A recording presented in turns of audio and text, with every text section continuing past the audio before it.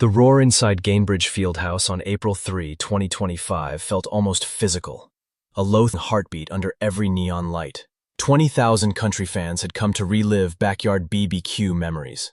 And Brooks Dunn delivered from the first steel guitar slide. The floor shook during My Maria. Hats waved during Red Dirt Road. And nostalgia wrapped the room like warm denim. Nobody knew that before the night was over. That comfort would dissolve into raw worry. Momentum peaked when the shuffle beat of Boot Scootin' Boogie kicked in for the encore. It's the moment when strangers link arms, beer splashes everywhere, and the whole arena becomes one giant line dance. Ronnie Dunn leaned into the first verse, voice still rich enough to rattle the rafters. Then mid-phrase, he took half a step back. "Sing it if you know it," he told the crowd, smiling like a proud uncle. Cheers rose, but so did puzzled looks. Dunn tapped his chest twice, gave Kix Brooks a subtle hand signal, "I'm done," and slipped into the wings. No cymbal crash, no spotlight drop, just a small wave that felt enormous because it carried a single unspoken question. What's wrong? If you've been watching closely, the cracks showed earlier. Mid-show, during Rock My World Little Country Girl, Dunn actually sat on the stage riser, legs dangling while the band pushed the bridge. He looked winded, face flushed, breath short, and when he climbed back to center stage, his signature high note wobbled. Front row fans exchanged nervous glances. Later, Instagram comments echoed the same alarm.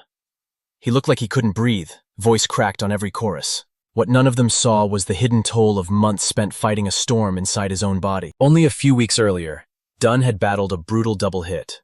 A lingering C-virus infection paired with strep throat. He jokingly called it Strovid, but the humor barely hid the pain. Doctors slapped him on vocal rest and pumped him full of antibiotics and steroids. Breathing, never mind belting, came with effort. To make matters worse, just 12 weeks before that, he'd undergone full knee replacement surgery after a skiing wipeout in Colorado tore his ACL. At 71, healing isn't fast. Physical therapy overlapped with rehearsal schedules, and rehearsals bled straight into the Reboot 2 tour. Night after night, Dunn climbed risers on a brand new joint, each step a reminder that the calendar gives no refunds. That context turned his quiet exit in Indianapolis from odd stagecraft into a gut punch. Within minutes, radio host Matt Malone uploaded phone footage to TikTok. By sunrise, the clip had 80,000 likes and hashtags like Pray for Ronnie and hashtag Brooks Dunn Forever. TikTok became a virtual vigil. Fans who'd never met felt like old friends trading updates. One commenter wrote, "He sat on the edge of the stage earlier. I knew something was off." Another responded, "Saw them in Dallas last month. He pushed so hard." The sadness was real, but so was the love. It was as if everyone who'd ever two-stepped to Neon Moon suddenly realized the man behind the microphone was more. 4 days later, an official statement landed in USA Today. Ronnie wasn't feeling well, but Saturday's show in Peoria had gone ahead as planned. Word spread fast that he'd dominated the Illinois crowd, easing panic, but not erasing it. After all, powering through one show doesn't guarantee the next breath comes easy. The bigger conversation wasn't, did Ronnie survive the night? It was, how long can any icon outrun time? Brooks Dunn's answer has been surprisingly hopeful. Rather than cancel dates, they've sharpened strategy. High-octane deep cuts quietly disappeared from the setlist, swapped for mid-tempo sing-alongs that let Dunn breathe. Two powerhouse backing vocalists now shadow him on the hardest choruses, adding harmony and cover. Stage designers slipped in extra stools and risers, allowing him to recharge without killing momentum. It's less scorched earth adrenaline, more calibrated wildfire, and the fans have noticed the subtle shift without feeling shortchanged. Meanwhile, offstage news turned the narrative from farewell tour to creative rebirth. In May, the duo swept a pair of surprise awards at the ACMs, then inked an extended deal with Sony Nashville. Whispers of a first full studio album in almost 2 decades started bouncing down Music Row. Insiders hinted at fresh but familiar material already demoed, tracks that lean into mature storytelling, rather than chasing chart trends. Dunn, they say, is writing in the pocket of experience. Songs about second chances, tempered joy, and the grit it takes to keep loving your craft after the spotlight grows heavy. All of it becomes possible because Kix Brooks and Ronnie Dunn share a bond that acts like shock absorbers. In Indie, Kix pivoted the instant Ronnie waved him off. One nod to the guitarist and the train kept rolling. That unspoken trust was forged in dimly lit honky-tonks, between flat tires on midnight highways, and through the occasional ego storm every long-running partnership faces. On good nights, it fuels swagger. On bad nights, it becomes a safety net. Fans saw it and felt reassured. Even if one boot falters, the other keeps the rhythm. Close friends say Ronnie's biggest fear isn't discomfort, it's disappointment. He hates the idea that someone might buy a ticket, book a hotel, and end up feeling cheated. That cowboy stubbornness means he'll push past doctor's advice, but the new game plan finally offers middle ground. Respect his body without insulting the audience. It's the difference between sprinting until you collapse and pacing yourself to last the marathon. Wider country music history is full of flashbulb finales. Artists bowing out with a blaze of pyro and a nostalgic montage. Brooks and Dunn seem to be writing a different chapter, one about longevity instead of last hurrahs. They're betting that listeners who grew up on their trucking anthems have aged too. Maybe they'd rather see their heroes grace the stage comfortably than flame out in a single supernova. That brings us back to the hush in Indianapolis, the moment that sparked all the doubt. Hindsight reframes that silence. It wasn't a swan song, it was a signal flare for change. Dunn's chest tap said, "My tank's empty right now, but the engine still runs." The wave wasn't goodbye, it was more like, "Hold on, I need a second." And the second worked.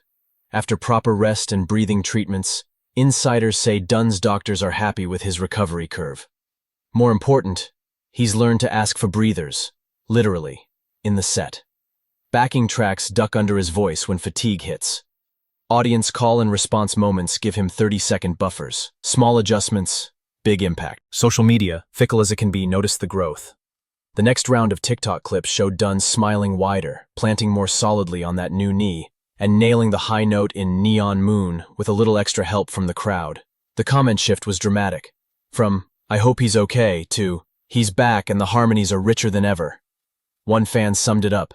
Different energy, older, wiser, still magic. Whether the rumored album lands this fall or next spring, one truth stands. Brooks and Dunn are steering their legacy instead of letting fate yank the wheel. Maybe they record in shorter sessions. Maybe tour legs last 4 weeks instead of 8. It's a pragmatic evolution that nods to age without surrendering artistry. And here's the bigger takeaway. Watching heroes adapt forces all of us to confront our own timelines. We can chase the high until it breaks us, or we can dial the tempo down and keep the song alive. Dunn's indie exit didn't tarnish their reputation, it broadened it. Fans saw the cost of 3 decades on the road and responded with empathy rather than judgment, a rare thing in the scroll and forget era. So what happens next? More music, more shows, but threaded with intentional pauses.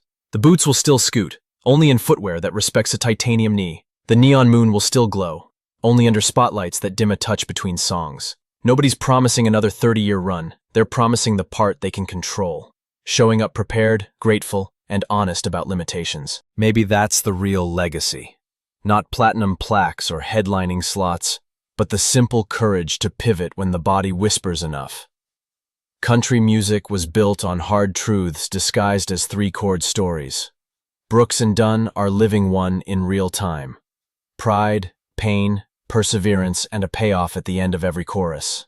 And when Dunn finally does step away for good, be it 5 years or 15, fans will remember the night he waved silently in Indy, not as the end, but as the chapter that taught them legends aren't gods. They're humans who learned how to keep singing when the high notes fought back. So the next time you catch them on tour, watch the space between songs.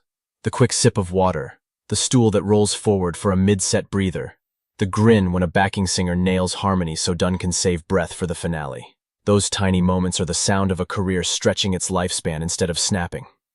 And when Boot Scootin' Boogie inevitably closes the night, don't be surprised if Dunn points the mic at you once more.